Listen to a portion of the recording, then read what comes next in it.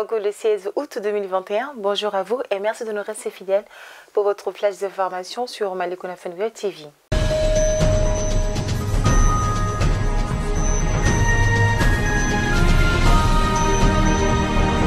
Les candidats du diplôme d'études fondamentales DF passeront à partir de ce lundi 16 août 2021 leurs épreuves.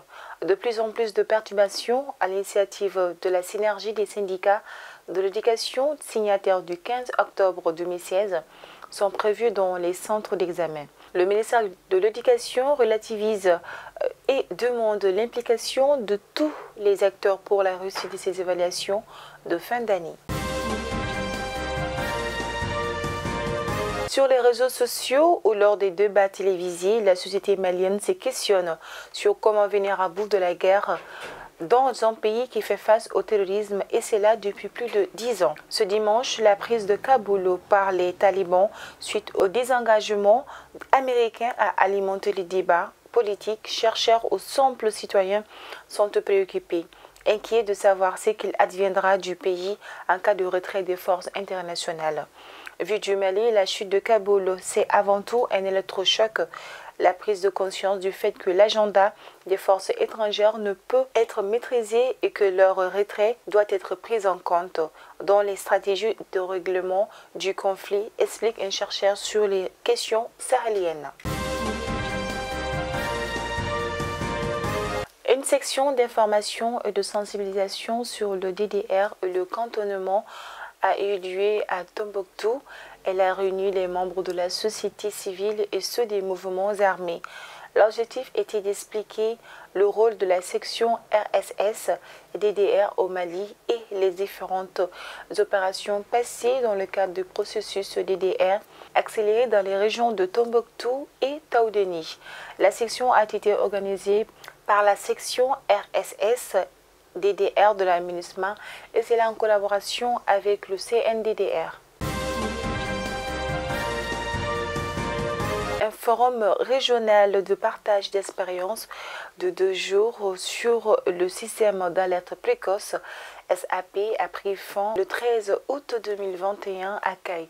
L'objectif était de partager les meilleures pratiques relatives à ce système, les défis, les facteurs de réussite dans les expériences de SAP et la consolidation des stratégies de pérennisation du système d'alerte précoce ont aussi été discutées.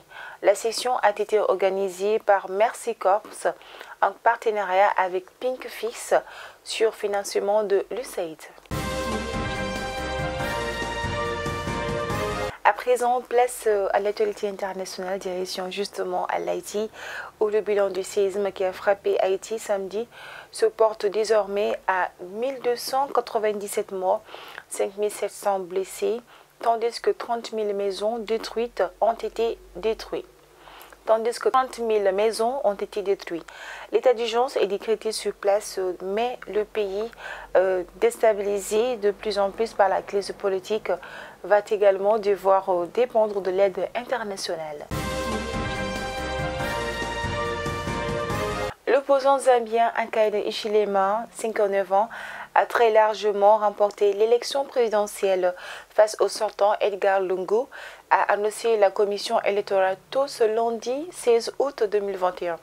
Je déclare Hakainde Hichilema, président élu de la République de Zambie en ce 16 août, a annoncé Issocholo, président de la commission, vers 2h30 du matin devant la presse. Il a battu dans un race de marée son rival de toujours, le président sortant Edgar Lungu, avec 2,8 millions de voix, soit près d'1 million de plus que le président sortant. La course était pourtant annoncée serrée depuis des semaines. Journaliste assassiné à Ituri, RDC, sur le territoire de Mambasa. Les journalistes en grève, leur collègue Joël Moussavouli, directeur d'une radio communautaire, a été enterré hier. Les journalistes du territoire de Mambasa, en République démocratique du Congo, suspendent leur antenne à partir de ce lundi 16 août et pour 48 heures. Les journalistes réclament tout simplement justice pour leurs confrères sauvagement assassinés la semaine passée par des hommes armés non encore identifiés.